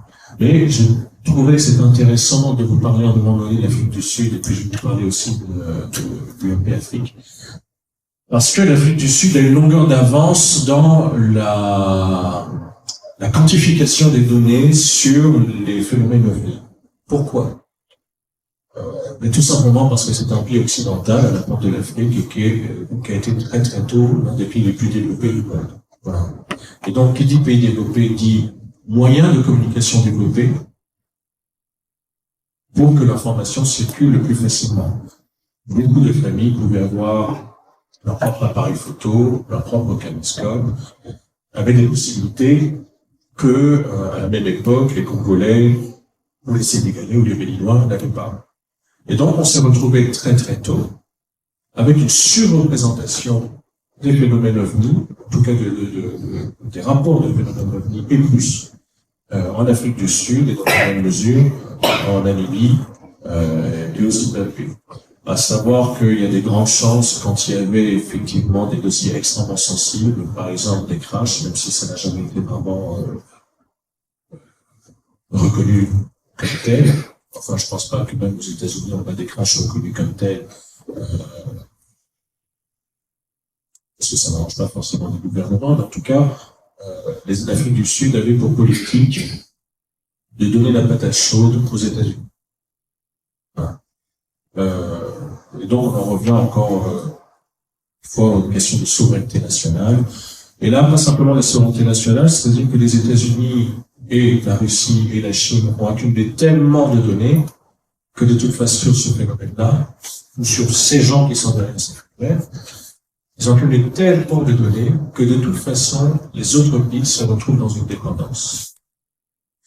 Et j'ai eu une discussion intéressante avec un Sénégalais qui me disait, alors je vais vous dire comment il a dit ça en note sur Twitter, on va se faire baiser. Parce que ce sujet est en train de prendre de l'ampleur, c'est pas par hasard que ça prend de l'ampleur en Occident, il y a forcément des raisons derrière, tout un tas de raisons, et c'est pas moi qui vais les éliminer, je pense qu'il y a eu pas mal d'articles qui ont été faits là-dessus, il y a pas mal de gens qui ont pensé là-dessus, mais sur la question de la divulgation et sur la question de l'intelligence artificielle, certains Africains commencent à se dire que ils sont peut-être en train de couper le coche. Ils sont peut-être en train de se faire croire, et une fois de plus, ils vont se retrouver dépendants d'un agenda occidental, ou d'un agenda russe, ou d'un agenda chinois. Et c'est ça qui est assez difficile. Beaucoup d'Africains n'ont pas digéré, par exemple, la façon dont le Covid a été géré par les pays riches occidentaux, et comment, par exemple, la politique de confinement, pression sur l'OMS par les pays riches, qui a été de décréter le confinement dans le monde entier, sans prendre en compte les particularités locales, c'est quelque chose qui n'a pas été digéré par certains pays africains qui sont très pauvres, qui ont des inégalités de territoire terribles, et qui se sont retrouvés presque au bord de la famine. C'est-à-dire que les pays avaient les moyens limités de faire face au confinement, il y avait des pays qui n'avaient pas du tout la possibilité. Et il a fallu suivre une sorte de mouvement mondial, une sorte de mimétisme. Et c'est ça qui maintenant fait réfléchir certains responsables africains, certains intellectuels africains, certains universitaires africains, certains militaires africains. Je parle de souveraineté nationale, vous constaterez que depuis la fin du Covid, on observe tout un ensemble de coups d'État sur tout le continent africain. C'est peut-être pas par hasard. C'est l'idée de reprendre les rênes de quelque chose avant peut-être qu'il soit trop tard ou se retrouver une fois de plus dépendant. Voilà. Alors c'est toujours compliqué, les choses ne sont ni noires ni blanches. Cela n'exclut pas des partenariats avec les grosses puissances, mais il s'agit de maîtriser un peu son territoire. Johannesburg, vraiment la la capitale d'Afrique du Sud et l'une des villes, ça ressemble un peu à Houston, Texas. J'ai eu l'occasion d'y aller et c'est énormément de choses là-bas. Alors là, c'est la chaîne UAP Afrique que j'ai co-créé, je me suis fait aider quand même, hein. Je ne suis pas tout seul là-dedans parce que j'ai quand même une vie, je sais pas si ma vie est intéressante, mais en tout cas elle est variée. Donc, je me suis fait aider dans cette chaîne UAP Afrique. J'ai rejoint le réseau UAP Tchèque qui avait été fondé par Michael Magnan, qui est un ancien consultant du Japon. Et donc cette chaîne, c'est sur YouTube, hein, et il y a 2 podcasts pour le moment qui ont été mis en place, qui ont été co-animés avec Stéphane Royer, à qui on doit l'ouvrage OVNI nucléaire qu'il a coécrit avec Didier Gonesse. Et donc, il a eu la gentillesse et l'enthousiasme de m'accompagner dans la réalisation de ces podcasts. Vous pouvez retrouver. Le premier podcast aborde la destruction d'un village dans l'actuelle Érythrée. Ça s'est passé en 70. C'était en Éthiopie. Après, il y a eu une guerre entre l'Éthiopie et l'Érythrée, qui était une région qui appartenait à l'Éthiopie. L'Érythrée est devenue indépendante en 93. Et donc, c'est pour ça que je dis que maintenant, c'est dans l'actuelle Érythrée. Et donc, un bombardement d'un village par un objet non identifié, avec de nombreux blessés et un mort. Et puis, nous abordons également le cas d'un village, qui est le village de Barik, le 9 septembre 1980, qui a été rasé par un objet non identifié. Il n'y a pas eu de mort, il y a eu des blessés, et le gouvernement a mis du temps à réagir et à approvisionner le village pour denrées de première nécessité. Donc vous voyez qu'il y a quand même un impact réel dans certaines circonstances, que ce soit sur les continents africains ou le continent américain. C'est quelque chose de concret. C'est pas simplement illusif. C'est pas simplement quelque chose que vous observeriez de façon fugace dans votre chambre à coucher ou sur la route en pleine nuit. Ça peut aussi prendre la forme d'objets qui ont un impact violent sur un endroit donné. Encore une fois, pareil, pour le Sénégal, certains ont dit que c'était peut-être un test d'armes, de prototypes. C'était toujours embêtant parce que, en fait, il n'y a même pas eu de consensus là-dessus en dehors du Sénégal, et pour les journalistes sénégalais et les enquêteurs qui avaient été dépêchés sur le lieu de destruction, eux, ils ont dit que c'était un ovni, et ils n'ont pas du tout exclu l'hypothèse extraterrestre. Alors, la chance, entre guillemets, qu'on va dire, c'est que les Sénégalais ont leur propre... il y a une pluralité, une diversité de la presse au Sénégal, et un très grand sentiment d'autonomie qui fait qu'ils ne se préoccupent pas, absolument pas, de savoir comment pensent les Français, les Espagnols ou les Allemands sur ces questions-là. Ils produisent leur propre savoir. Je vous rappelle que c'est le pays de Cheikh Anta Diop qui a été quand même le premier intellectuel africain à replacer, à rééquilibrer et replacer l'histoire de l'Afrique dans l'archéologie. Voilà, donc ça donne une idée du lien des Sénégalais aux savoirs locaux, et donc pour eux c'est un neveu.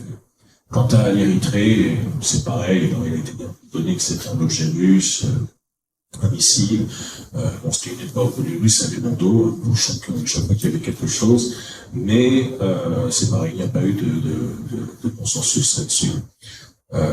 D'autant plus que ce sont des objets qui arrivent, qui, par leur souffle et par la chaleur qu'ils dégagent, détruisent ce qu'ils survolent, s'arrêtent, et des fois reviennent sur leur pas, comme ça a été le cas en Érythrée. Donc, c'est pas non plus forcément un phénomène météo inconnu, même si, pareil, il faudrait enquêter là-dessus si c'était le cas, mais il y a pas peu de chance. Et ce n'est pas non plus, c'est pas forcément le boule de plasma. Il faut... Le problème, c'est que pour des pays comme ça, notamment l'Érythrée, on a très peu de données. Là, pour le coup, ils ne parlent ni anglais, ni français. Et pareil, ce genre d'événement se déroule souvent, pas systématiquement, mais souvent, dans des zones qui sont déjà confrontées à de multiples problèmes. C'est-à-dire que de toute façon, même si des gens voient des ovnis, Si l'OVNI, par exemple, n'a pas une interaction directe avec la personne ou avec le territoire, ils font l'observation et ils passent à autre chose. Parce qu'il y a deux problèmes. Je vous rappelle, c'est des pays très souvent gros, très souvent en proie à des conflits civils, des fois des guerres. Il y a des conflits interethniques, tribaux. C'est des pays, des fois, où la vie est compliquée, notamment dans les campagnes. Des fois, les grandes villes, elles, des fois peuvent être plus ou moins préservées. C'est là d'ailleurs que se concentre l'essentiel de l'économie, de la modernité, des infrastructures. C'est souvent le déséquilibre. Donc, effectivement, le sujet OVNI n'est pas forcément vu comme quelque chose de prioritaire ou de susceptible d'être noté. Le nouveau président du Gabon, Félix Tshisekedi, qui a été réélu au Congo, n'ont pas vraiment grand-chose à dire là-dessus. Il n'y a pas de demande de la population sur ce sujet-là. Si les gouvernements commencent à prendre en considération ici, c'est parce qu'il y a une demande de la part aussi des citoyens de comprendre ce qui se passe. Il y a une demande de la part des citoyens canadiens et états-uniens. Il y a des initiatives qui se font, il y a des associations, des collectifs citoyens. Il y a tout ça qui se met en place. Donc, pour le moment, pour le continent africain, il n'y a rien à part l'UFOP, South Africa, dont d'ailleurs je ne dis pas avant qu'il est très actif. Il y a une tentative d'organisation de repas ufologique au Cameroun qui a duré peut-être 1 an, 2 ans à tout casser. Et puis ça fait tout. Donc le terrain est quand même assez compliqué. Pour finir, je dirais que c'est un Rondel qui m'a fait cette réflexion intéressante. Bon, d'abord, admettre qu'on n'est pas seul, enfin qu'on n'est pas au sommet de la chaîne alimentaire, c'est quand même très compliqué. Même pour nous, c'est pas quelque chose qu'on intègre comme ça. Et puis, comme me disaient certains Africains, le continent africain a tellement été soumis à tout un tas de processus de colonisation sur plusieurs siècles. Les Arabes, les Européens, la colonisation économique avec les Chinois, les Russes, les Turcs. En fait, ils ont un peu leur claque. Donc, ils sont pas forcément fascinés par une autre intelligence qui sera encore supérieure une fois de plus. Voilà. C'est quelque chose, ça les intéresse pas. Et je ne pense pas, au-delà des gens qui sont, par exemple, fascinés, qui rentrent dans les mouvements aériens, honnêtement, je ne pense pas que vous allez séduire un Africain, du Sénégal, du Gabon, en parlant de Vénusien, grand, blond, aux yeux bleus. Ça va être très compliqué, en fait. Donc, il y a tout un tas d'éléments qui expliquent pourquoi l'Afrique, le continent africain, donne ce sentiment d'être à l'écart de la question OVNI, mais il n'en est rien en fait. Quand on gratte, quand on prend le temps de discuter avec les gens, on s'aperçoit que c'est quand même l'appareil, la diversité, toutes ces zones-là, de temps en temps, des gens vous diront, oui, j'ai observé une lumière, monsieur Gazo, oui, cette lumière avait un comportement atypique, je n'ai pas compris, tout ça, tout ça. Voilà ce que je peux dire. À un moment donné, j'ai parlé des outils internationales tout au début. Vous avez vu le logo de l'ASECNA. L'ASECNA regroupe les compagnies d'aviation d'Afrique. Et il est même, l'ASECNA précède dans l'histoire de l'Afrique l'existence de l'Union africaine, qui s'appelle l'OUA, qui s'appelle l'Union africaine. D'ailleurs, pareil, il n'y a rien. J'ai contacté la SECNA, j'ai jamais eu de réponse pour les solliciter sur ce sujet, et essayer d'échanger, j'ai pas eu de réponse. Il n'y a rien, absolument rien, au niveau de l'Union africaine en termes de réflexion sur ce sujet-là.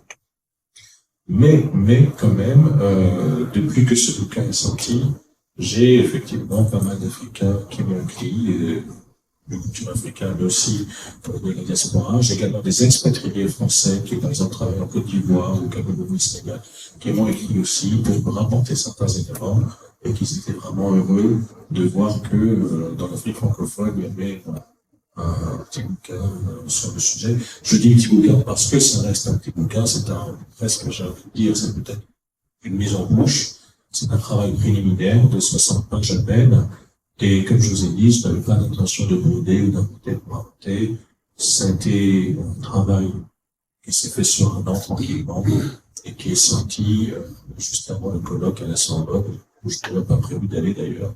Pareil, des circonstances ont fait que je me suis retrouvé à ce colloque, à assister. Donc ça, c'est le logo de la SECNA. Et vous avez également, parce que les États-Unis sont partout comme la Russie, c'est le commandant donc à la fois américain, et c'est le commandant de l'Africom, qui est un détachement militaire états-unien sur le continent africain. L'Africom. L'état des armées, que ce soit l'armée de l'air et de terre, il y a peut-être, en termes de puissance militaire sur le continent africain, il faudrait parler évidemment d'Afrique du Sud, d'autres, l'Égypte, dans une mesure de Nigeria. Et puis sinon, il y a un regroupement, par exemple, avec la CEDEAO. Vous avez peut-être entendu parler de la CEDEAO dans l'ouest de l'Afrique.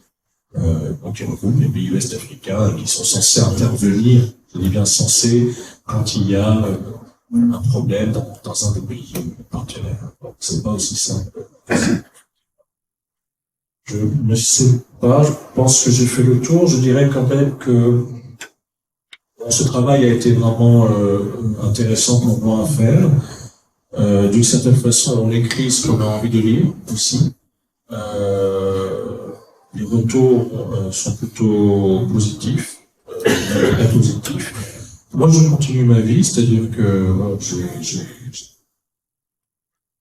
concerts, il y a des spectacles, il y a tout ça. J'ai un fils, j'ai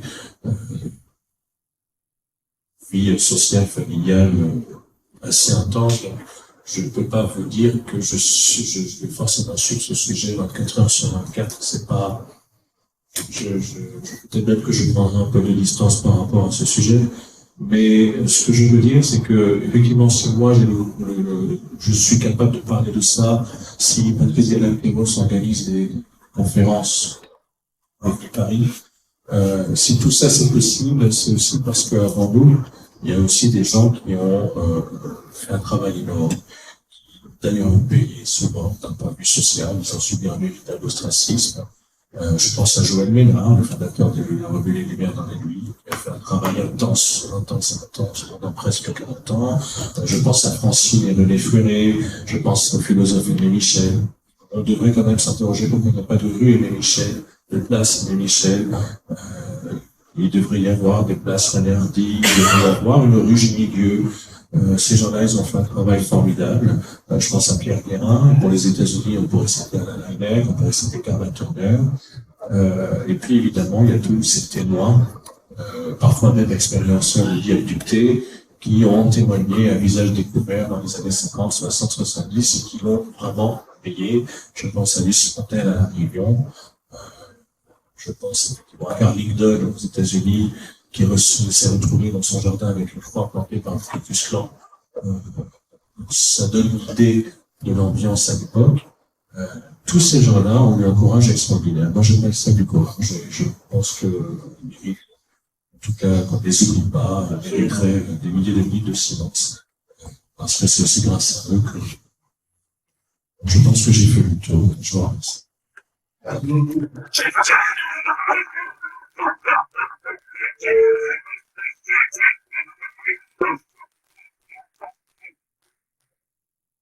Je pense que vous avez certainement des remarques, des questions. Là, c'est le moment. Et un micro. Un micro? Oui, il aura plus d'un micro. Voilà. Là, nous avons... Oui, vous avez parlé de la presse. Est-ce que la presse, les journaux par exemple, relate les témoignages oui, au niveau de la presse. Est-ce que les journaux, par exemple, comme en France, relatent les témoignages? Alors effectivement, comme je vous l'ai dit, il y a eu la presse sénégalaise avec le cas de Maridiam. Sinon, ça a été à dose homéopathique. Par exemple, au Gabon, il n'y a pas eu... il n'y a rien. On a l'Union, qui est la presse, le quotidien national. D'ailleurs, était dirigé par un Français dans les années 70. Il n'y a rien. Alors, ce qui s'est passé, effectivement, avec la sortie de cet ouvrage, j'ai eu un entretien, une interview avec maintenant la presse. C'est pas que la presse papier, hein, c'est aussi la presse numérique. Donc, j'ai eu un entretien avec la Ligue Média Gabon. Et il n'était pas très très chaud au départ pour l'entretien, et puis finalement il était très content parce que c'était l'un des articles les plus consultés du site dans le monde entier, avec des connexions en Argentine, en Pologne, en Australie, en Chili, il n'en revenait pas, il était assez content. Sinon, il y a eu le journaliste d'origine camerounaise, il est français, d'origine camerounaise, Jacqueline Bafo, qui m'avait invité sur la chaîne GMTV+, qui est une chaîne francophone africaine. Et je dois dire que jusqu'à maintenant, il est le seul à avoir abordé cette question-là. La plupart des youtubeurs africains, en tout cas francophones, n'abordent pas cette question, des fois pour des raisons idéologiques. On a quand même du côté de l'Afrique francophone, je pense, un couple de Ghanéens assez branchés, assez modernes, qui ont fait 2-3 vidéos où ils racontent un petit peu comment les entités se baladent dans des champs et sont susceptibles de voler les provisions. Voilà. Alors, est-ce que c'est l'histoire de l'Île-de-France? Pareil, c'est impossible à trouver, et est-ce qu'il n'y a pas une dimension si folklorique là-dedans? C'est aussi compliqué. Je tiens quand même à signaler, par exemple, le très bel éditorial de Makakoto est un journaliste, il a été ancien ministre de la Culture au Québec, d'origine camerounaise, il est québécois maintenant. Il a fait un très bel éditorial pour un journal canadien. Il a couvert, il suit de près ce qui se passe effectivement sur ce fameux processus de divulgation. Bon, j'en ai un peu marre de ce mot divulgation. Et il dit les ovnis, fini de rigoler. Voilà, donc j'ai trouvé ça intéressant, et il y a une belle réflexion là-dessus. Mais il ne parle pas directement de la famille, par contre. Monsieur? Oui, je parlais de ces gens qui sont ostracisés pour avoir beaucoup parlé du sujet dont tu viens de traiter. Mais je ne sais pas pourquoi j'ai envie de savoir où se trouvent les gens, mais parce que moi-même, je ne sais pas si je pourrais les éviter, mais on a quand même envie de demander qui sont-ils les gens qui les ostracisent. Est-ce que c'est des gouvernants? Est-ce que c'est des gens de la bien-pensance? Voilà. C'est une bonne question. Je pense que c'est plutôt des monsieur et des madame tout le monde. J'ai eu un Camerounais, par exemple, quand j'ai sorti cet ouvrage, ça lui a réveillé un souvenir de sa jeune adolescence. Il avait 12 ans et il revenait à pied tranquillement chez lui après l'école, et puis il a observé un engin particulier au-dessus de la maison, d'une maison, pas de sa maison, d'une maison. Il a eu très très peur. Et il a senti qu'il y avait quelque chose dans l'objet, et il a eu vraiment très peur. Et il s'est précipité chez ses parents, et son père ne l'a pas reconnu. C'est-à-dire que son père trouvait qu'il y avait quelque chose de changé, tellement lui, il avait été marqué dans cette observation, et ils ont décidé de l'exorciser. Et ça ne s'est pas fait dans la douceur, évidemment, et pendant 1 an, ses résultats scolaires ont chuté, la vie sociale a chuté, et il s'est dit, mais j'aurais mieux fait de ne rien dire. Je regardais mon traumatisme pour moi, mais j'aurais mieux fait de ne rien dire. Donc je ne pense pas qu'on puisse dire qu'il y a des méchants, des gens qui ont l'histoire. C'est pas aussi simple. On peut être un salaud et avoir bien compris. C'est pas aussi simple. Je pense que c'est son jeu. Lui, c'est des mécanismes de protection, et parce qu'il y a déjà tellement de choses à penser qu'il a peut-être envie de s'encombrer avec les choses. C'est une hypothèse. Merci bien. Quelqu'un d'autre? Oui.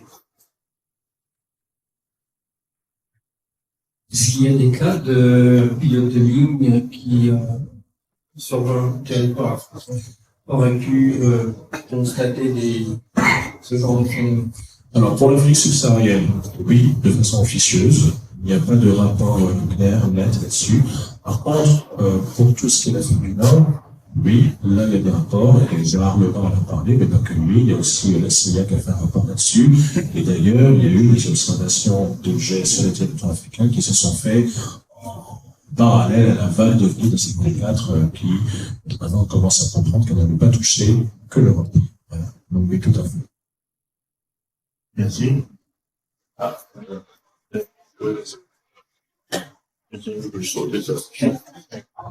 Vous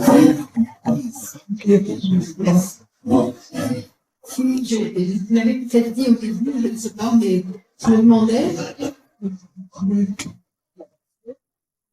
C'est bon, on va rapprocher de la bouche. Je me demandais ce qui vous a poussé à faire ce travail, cette recherche.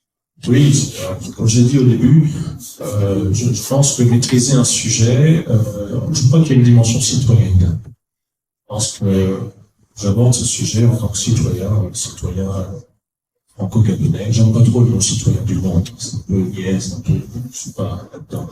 Mais je crois qu'effectivement, le sujet UAP ou le sujet UFO, c'est un sujet révolutionnaire, c'est un sujet qui va être qui commence déjà à être très important, mais qui va l'être de plus en plus dans les 3-4 ans qui viennent. Ça, c'est pas une parole d'évangile, hein, j'invente rien avec ça.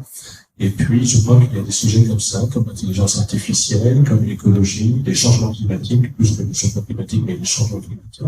Il y a des grands sujets comme ça, je pense qu'ils peuvent être investigués par tout un tas de gens, à partir d'une démarche citoyenne. Je crois qu'il ne faut pas laisser des gens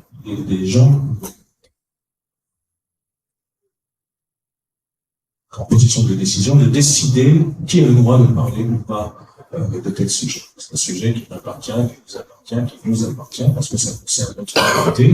Comme je l'ai dit, il y avait des raisons plus personnelles à ça, donc chacun a sa façon de digérer quelque chose, et donc bon, voilà, ça j'ai déjà dit dans d'autres émissions. Mais là, là, justement, il me semblait qu'il y avait eu quelque chose comme ça tout à l'heure. Vous avez parlé de quelque chose d'un petit peu mystérieux, mais j'ai pas compris. En fait, j'ai envie de savoir ce qui vous a poussé, parce que, comme en plus, vous dites que c'est pas un sujet qui vous passionne, donc quel est le déclencheur Le déclencheur, c'était l'observation d'un ovni en région parisienne en 2013, voilà, qui a révélé pas mal de choses d'un point de vue personnel, voilà, familial. Et donc, du coup, effectivement, je me suis dit, quand j'ai réalisé que j'étais pas le seul à avoir vécu ce genre de choses et que d'autres gens l'avaient vécu, je me suis dit, mais comment se fait-il qu'il y a des gens qui décident encore, maintenant, qui veulent décider qui a le droit de parler de quoi? Il ne devrait pas y avoir de sujet interdit. Alors si, bien sûr, il y a des choses qui ne sont pas entendables. On ne va pas défendre quelqu'un qui dit que la Shoah n'a pas existé ou que le génocide tout de suite n'a pas existé. Par contre, il y a des sujets qui doivent être entendus. Il n'y a pas de bons sujets respectables ou de mauvais sujets. Ça ne devrait pas être. Et effectivement, pour ce sujet-là, beaucoup de gens se sont tus. Et je crois que ça a créé aussi, ça a participé à une forme de névrose collective. Je pense. Mais là, il y a des psychologues qui sont mieux en parlant. Et je crois que c'est jamais bon à chaque fois de cacher des choses, de se taire, dans le permanence. C'est jamais bon. Que ça soit sur ce sujet ou sur d'autres sujets. Et je constate que, effectivement, depuis la fin du Covid, comme si le boîte de Pandore avait été ouverte, de la même manière qu'on a de plus en plus de gens, par exemple le phénomène MeToo, de plus en plus de femmes qui parlent d'un harcèlement, qui n'ont pas peur, de plus en plus d'hommes qui n'hésitent pas à parler de la dépression, ça se faisait pas avant de parler de dépression. On parle de plus en plus, les histoires de pédophilie, on parle de plus en plus. En fait, il y a tout un tas de choses dont on commence à parler de plus en plus ouvertement. C'est-à-dire que la parole se livre. L'éco-anxiété, un agriculteur qui se suicide parce que voit que les changements climatiques, ça ne va pas l'aider dans son travail, accumulé de dettes, il ne sait pas comment digérer ça. Ça, c'est l'éco-anxiété. Vous auriez dit le mot éco-anxiété il y a encore 10 ans, mais il y a des gens qui l'écoutaient. Moi, il y a 20 ans, quand on lisait René Dubon, qui était l'un des précurseurs de la pensée sur les changements climatiques, au-delà de l'université, dès que j'étais à l'université, personne ne connaissait René Dubon. Et les peu de gens qui connaissaient René Dubon, pour eux, c'était juste un mec avec une tignasse blanche qui disait des absurdités. Et vous pouvez même vous retrouver sur YouTube des gens qui rigolent en pontifiant face à René Dubon, qui dit pourtant que oui, il y a des changements climatiques qu'il va falloir faire. Non, je pense que la question des ovnis, c'est vrai. Il y a une parole qui se libère, il y a des gens qui parlent. Et aussi, on est les acteurs de ça. Voilà. Moi, je suis qu'un parmi d'autres. Vous êtes acteurs de ça. Ouais, absolument. C'est lui, on Paris, c'est vraiment diffuser l'information, de libérer la parole. Enfin, dans certaines limites, sont subjectives, sont difficiles à accéder. Il y a quelqu'un. Allez-y, vous êtes plus prêts. Merci. Et au début de votre conférence, vous semblez suggérer que l'armée française qui était sur place aurait pu récupérer des informations. Et si vous avez des données précises, on pourrait peut-être poser la question que j'ai pas. Je ne sais pas si le ginement aurait vraiment, je pense, parce que là, ça se passe dans la fin des années 80, début 90, et ça se passe sur le territoire gabonais. Donc, même s'il y avait, mettons, l'armée française récupère des données, non, il n'est pas sûr. Il y a des archives à Mais Vincennes. vous avez des données précises? Non, pas du tout. Pas du tout. C'est Consulter vraiment, les archives à Vincennes. ce serait souhaitable. Ce serait souhaitable. Je sais que, par exemple, il y a des archives qu'on pouvait consulter sur place au ministère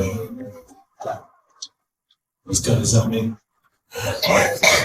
On ne peut pas photocopier pour des raisons de protection des droits d'auteur, on ne peut pas partir à la fin. C'est vraiment très compliqué d'y accéder, mais ça reste possible. Voilà. Mais on trouve par exemple le travail de Jean Vallée sur le cas de Colares au Brésil. Il avait été sollicité par l'armée française pour essayer de comprendre un petit peu ce qui se passait au nord du Brésil avec ces attaques à la fin des années 70, début 80. Mais pour le moment, j'ai pas connaissance de choses comme ça, mais peut-être que je vais en avoir parce que manifestement cet ouvrage a libéré la parole et je me retrouve avec des gens qui m'envoient des messages privés. Je tombe des nues. Voilà. Donc c'est pas parce que Oui, en parlant des gens qui voyaient qui avaient des observations d'êtres, tu disais qu'il n'y avait pas de vision de reptilerie, de reptiliens, etc. Donc c'était pas le même folklore entre guillemets. Mais des gens qui voyaient plutôt soit des djinns ou soit le fapat, donc d'autres formes. Mais est-ce que les personnes ont dit s'il y avait les mêmes circonstances? C'est-à-dire, est-ce qu'il y a par exemple des missing time, des bruits spécifiques, des lumières spécifiques, un effet ose, enfin, tout ce qui entoure la vision de ces êtres-là, c'est intéressant. Toujours, des observations. quasiment systématiquement, toujours un sentiment de haute étrangeté autour de ce qui se passe. La personne sent que tout d'un coup elle n'est plus dans la même réalité. Voilà, ça c'est le missing time est déjà apparu de reprises. Alors un animal, étonnamment, ça c'est quelque chose qui a une signification, par exemple chez les Amérindiens, en lien avec ce qu'on appelle les abductions, c'est la chouette. Oui. Et bien cette chouette, c'est pareil, elle a la même signification au Gabon, où souvent des gens observent une chouette, tout d'un coup il y a une déformation de l'espace-temps, il y a un temps manquant, une chouette survole un endroit, des fois des gens disent elle va monter la malédiction, il y a quelque chose avec la chouette. En fait. Ça c'est intéressant. C'est pour ça que je dis que les Africains ne sont pas spécialement différents des Européens ou des Asiatiques sur leur perception des choses. Il y a la grille culturelle, mais il y a quand même des points communs. La sensation, par exemple, codonneuse, sans bruit, voilà, des choses comme ça. Avec des insomnies, des fois, chez la personne qui observe l'objet ou la nature, donc des insomnies, des difficultés à dormir, un mal-être. On retrouve les mêmes. On retrouve les mêmes choses. Ça. Alors, on m'a dit, effectivement, pour le Sénégal, justement, après la sortie de l'ouvrage, que des gens voyaient effectivement des petits êtres qu'ils traduiraient plutôt en farfadets ou en lutins qui rentrent dans des cases dans certains villages au Sénégal. On a donné le nom en Wolof, mais je l'ai oublié, mais je le retrouve avec tout le reste. Bien, monsieur Verrier. Merci. Alors, je voulais poser une question par rapport à la mythologie de Dogon. Est-ce que justement la mythologie de Dogon faisait référence à des ancêtres qui viennent des étoiles? Est-ce que c'est quelque chose qui est connu en Afrique? Est-ce que justement il y a d'autres mythologies dans différents peuples africains qui font appel justement à des ancêtres qui viennent d'ailleurs? Alors ça, ce serait ma première question. Deuxième question, c'est par rapport à cette histoire d'oiseaux de fer. On a l'épisode en Papouasie-Nouvelle-Guinée de papous qui ont vu des Européens arriver en avion et qui ensuite ont reconstitué un dieu avion et l'ont honoré. Est-ce que Pardon. Oui. Est-ce que justement les Africains, à un moment, cette histoire de réseau de fer, est-ce que c'était les premiers contacts avec la technologie occidentale avec les avions, ou est-ce que c'était antérieur à la technologie aéronautique? J'avance avec prudence sur ces deux questions-là. La première question, oui, il y a des mythologies. Il y a même, je crois, dans certains endroits, au Zimbabwe, en Afrique du Nord, il y a des fresques. Sur certaines roches, ou certaines roches. Il y a des fresques, il y a des dessins qui peuvent poser des questions. Après, c'est toujours un peu abstrait. C'est-à-dire que c'est pareil, il y a cette idée de quelque chose de très ancien, mais ça ne veut pas forcément dire qu'on a envie que ça revienne maintenant. Est-ce que c'est une mythologie? Est-ce qu'elle est basée sur quelque chose de tangible? Il y a un courant intellectuel qui pense que oui. Et c'est très difficile. Les archéologues qui sont extrêmement réacs, très souvent, eux, sont très opposés à l'idée qu'il y ait quelque chose de tangible. Mais attention, il y aura plein de choses à dire sur l'oiseau de fer. Alors, le mythe du cargo, effectivement, les papous qui... alors, il y a eu des histoires, notamment par un prêtre australien, d'un objet avec des aliens en Papouasie, qui était plutôt humanoïde, mais l'engin a une attitude un peu particulière. Je crois qu'il est comme ça visible. Le mythe du cargo. Bon. Qui a décrété que c'était le mythe du cargo, en fait? C'est ceux qui observaient l'attitude des papous vis-à-vis d'un avion.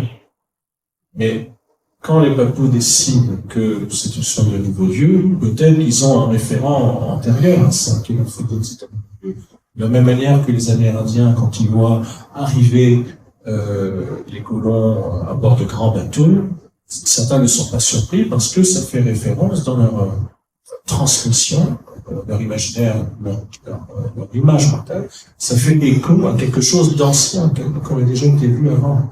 Et ça, pendant longtemps, l'anthropologie a été quand même guidée par les Européens, chrétiens très souvent d'ailleurs, mais pas que.